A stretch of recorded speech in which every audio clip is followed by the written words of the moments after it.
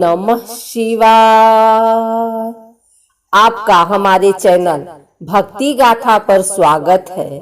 श्रावण मास में हम आपको प्रतिदिन श्रावण मास महात्म्य का एक अध्याय सुनाएंगे। श्रावण मास भगवान शिव को अत्यधिक प्रिय है। इस मास में जो कोई भी भगवान शिव की पूजा अर्चना करता है तथा कथा सुनता है, उसके ऊपर भगवान शिव की सदैव कृपा रहती है।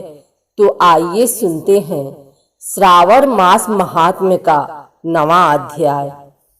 ईश्वर बोले, हे सनत कुमार, इसके बाद अब मैं शुक्रवार व्रत का आख्यान कहूंगा, जिसे सुनकर मनुष्य संपूर्ण आपदा से मुक्त हो जाता है। लोग इससे संबंधित एक प्राचीन इतिहास का वर्णन करते हैं। पांड्य वंश में उत्पन्न एक सुशील नामक राजा था। अत्यधिक प्रयत्न करने पर भी उसे पुत्र प्राप्ति नहीं हो सकी। उसकी सर्वगुण संपन्न सुकेशी नामक भार्या थी। जब उसे संतान न हुई तब वह बड़ी चिंता में पड़ गया। तब स्त्री स्वभाव के कारण अति साहस युक्त मन वाली उसने मासिक धर्म के समय प्रत्येक महीने में वस्त्र के टुकड़ों को अपने उदर पर बांधकर उदर को बड़ा बना लिया और अपनी प्रसूति का अनुकरण करने वाली किसी अन्य गर्भिणी स्त्री को ढूंढने लगी। भावी देव योग से उसके पुरोहित की पत्नी गर्भिणी थी। तब कपट करने वाली राजा की पत्नी ने किसी प्रसव कराने वाली को इस कार्य में लगा दिया और उसे एकांत में बहुत धन देकर वह रानी चली गई। उसके बाद रानी को गर्भिणी जानकर राजा ने उसका पुंसवन और अनवलोभन संस्कार किया। 8वां महीना होने पर सीमंत्योन्यन संस्कार के समय राजा अत्यंत हर्षित हुए। इसके बाद उस पुरोहित पत्नी का प्रसव काल सुनकर वह रानी भी उसी के समान सभी प्रसव संबंधी चेष्टाएं करने लगी। पुरोहित की पत्नी चूंकि पहली बार गर्भवती थी, अतः प्रसूति कार्य के प्रति वह अनभिज्ञ थी और केवल प्रसव कराने वाली दाई के ही कहने में स्थित थी। तब उस दाई ने पुरोहित पत्नी के साथ छल करते हुए उसके नेत्रों पर पट्टी बांध दी और प्रसव के समय उसके पैदा हुए पुत्र को किसी के हाथ से रानी के पास पहुंचा दिया। इस बात को कोई भी नहीं जान सका। उसके बाद रानी ने उस पुत्र को लेकर यह घोषित कर दिया कि मुझे पुत्र रत्न की प्राप्ति हुई है। इन सब के बाद दाई ने पुरोहित की पत्नी के आंखों की पट्टी खोल दी। दाई अपने साथ मांस का एक पिंड लाई थी और उसने वह उसे दिखा दिया। फिर उसके सामने आश्चर्य तथा दुख प्रकट करने लगी कि यह कैसा अनिष्ट हो गया और कहने लगी कि अपने पुरोहित पति से इसकी शांति जरूर करवा लेना। कहने लगी कि संतान नहीं हुई कोई बात नहीं, पर तुम जीवित हो यह अच्छी बात है। इस पर पुरोहित पत्नी को अपने प्रसव के स्पर्श चिंतन से बहुत संदेह हुआ। ईश्वर बोले, राजा ने पुत्र जन्म का समाचार सुन जात कर्म संस्कार कराया और ब्राह्मणों को हाथी, घोड़े तथा रथ आदि प्रदान किए। राजा ने कारागार में पड़े सभी कैदियों को प्रसन्नता पूर्वक मुक्त करा दिया। उसके बाद राजा ने सूतक के अंत में नामकर्म तथा अन्य सभी संस्कार किए। उन्होंने पुत्र का नाम प्रियव्रत रखा। हे सनत कुमार, श्रावण मास के आने पर पुरोहित की पत्नी ने शुक्रवार के दिन भक्ति पूर्वक देवी जीवंतिका का पूजन किया। दीवार पर अनेक बालकों सहित देवी जीवंतिका की मूर्ति लिखकर पुष्प तथा माला से उनकी पूजा करके गोधूम की पीठी के बनाए गए 5 दीपक उनके सम्मुख उसने जलाए और स्वयं भी गोधूम का चूर्ण भक्षण किया और उनकी मूर्ति पर चावल फेंका और कहा, हे जीवंती, हे करुणावे, जहां भी मेरा पुत्र विद्यमान हो आप उसकी रक्षा करना। यह प्रार्थना करके उसने कथा सुनकर यथाविधि नमस्कार किया। तब जीवंतिका की कृपा से वह बालक दीर्घायु हो गया और वे देवी उसकी माता की श्रद्धा भक्ति के कारण दिन रात उस बालक की रक्षा करने लगी। इस प्रकार कुछ समय बीतने पर राजा की मृत्यु हो गई। तब पितृभक्त उनके पुत्र ने उनकी पारलौकिक क्रिया संपन्न की। इसके बाद मंत्रियों तथा पुरोहितों ने प्रियव्रत को राज्य पर अभिषिक्त किया।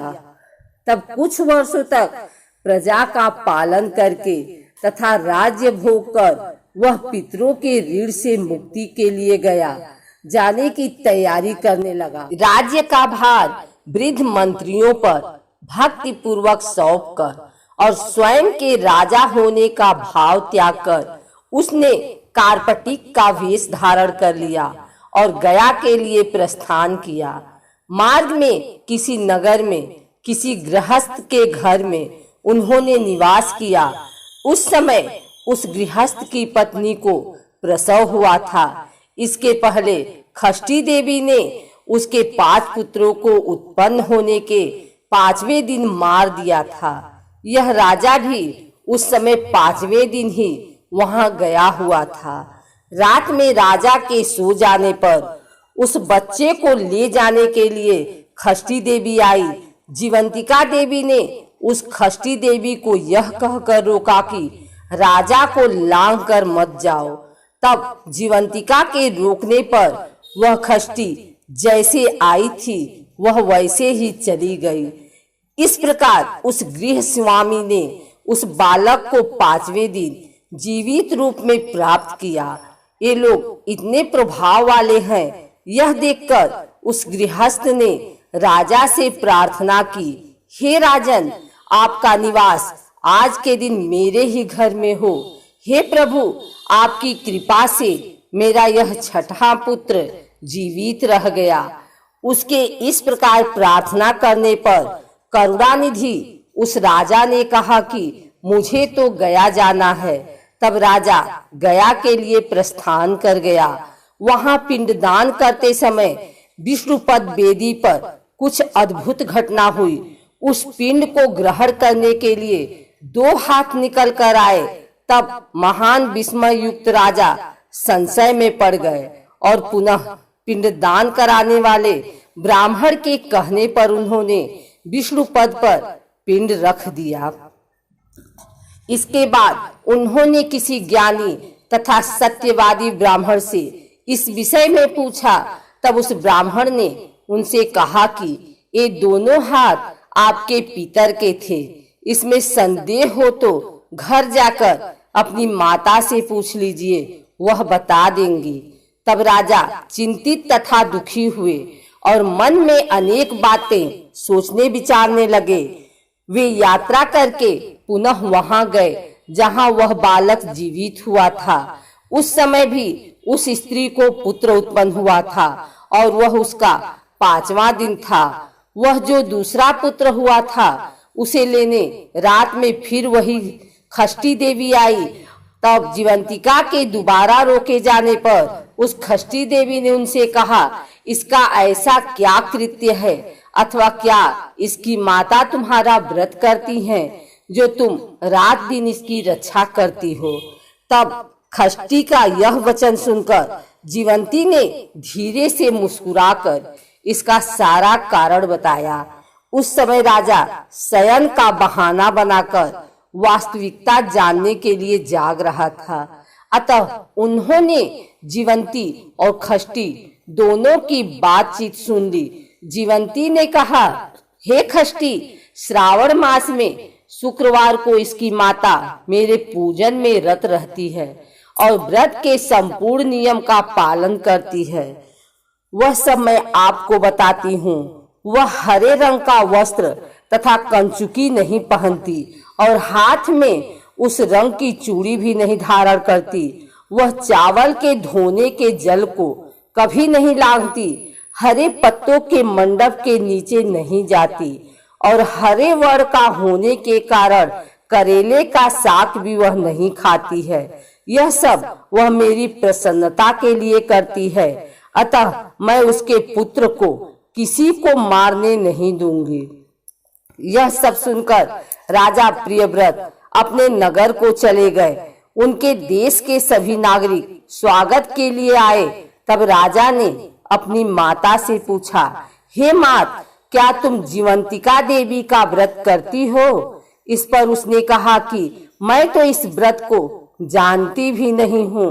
उसके बाद राजा ने गया यात्रा का समुचित फल प्राप्त करने के लिए ब्राह्मणों तथा सुवासिनी स्त्रियों को भोजन कराने की इच्छा से उन्हें निमंत्रित किया और व्रत की परीक्षा लेने के लिए सुवासिनियों को वस्त्र, कंचुकी तथा कंकड़ भेजकर कहलाया कि आप सभी को भोजन के लिए राजभवन में आना है। तब पुरोहित की पत्नी ने दूत से कहा कि मैं हरे रंग की कोई भी वस्तु कभी ग्रहण नहीं करती हूँ।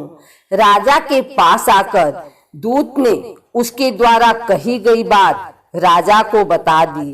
तब राजा ने उसके लिए सभी रक्त वर्ण के शुभ परिधान भेजे। वह सब धारण करके वह पुरोहित पत्नी भी राजभवन में आई। राजभवन के पूर्वी द्वार पर चावलों के धोने का जल पड़ा देखकर वह वहां हरे रंग का मंडप देखकर दूसरे द्वार से गई। तब राजा ने पुरोहित की पत्नी को प्रणाम करके इस नियम का संपूर्ण कारण पूछा। इस पर उसने इसका कारण शुक्रवार का व्रत बताया। उस प्रिय व्रत को देखकर उसके दोनों स्तनों में से बहुत दूध निकलने लगा। दोनों वक्ष स्थलों ने उस राजा को दुग्ध की धाराओं से पूर्ण रूप से सिंचित कर दिया। तब गया में विष्णुपदी पर निकले दोनों हाथों जीवंतिका तथा खष्टी दोनों देवियों के वार्तालाप तथा पुरोहित पत्नी के स्तनों से दूध निकलने के द्वारा राजा को विश्वास हो गया कि मैं इसी का पुत्र हूँ। उसके बाद पालन पोषण करने वाली माता के पास जाकर विनम्रता पूर्वक उन्होंने कहा, हे मात, डरो मत, मेरे जन्म का वृतांत सत्य सत्य बता दो। यह सुनकर सुंदर केशों वाली रानी ने सब कुछ सच सच बता दिया। तब प्रसन्न होकर उन्होंने जन्म देने वाले अपने माता पिता को नमस्कार किया और संपत्ति से वृद्धि को प्राप्त कराया। वे दोनों भी परम आनंदित हुए। एक दिन राजा प्रियव्रत ने रात में देवी जीवंती से प्रार्थना की, हे जीवंती, मेरे पिता तो ये हैं, तो फिर गया में वे दोनों हाथ कैसे निकल आए थे? तब देवी ने स्वप्न में आकर संशय का नाश करने वाला वाक्य कहा, हे प्रियव्रत, मैंने तुम्हें विश्वास दिलाने के लिए ही यह माया की थी, इसमें संदेह नहीं है। हे सनत कुमार, यह सब मैंने आपको बता दिया। श्रावण मास में शुक्रवार के दिन इस व्रत का अनुष्ठान करके मनुष्य सभी मनोरथों को प्राप्त कर लेता है।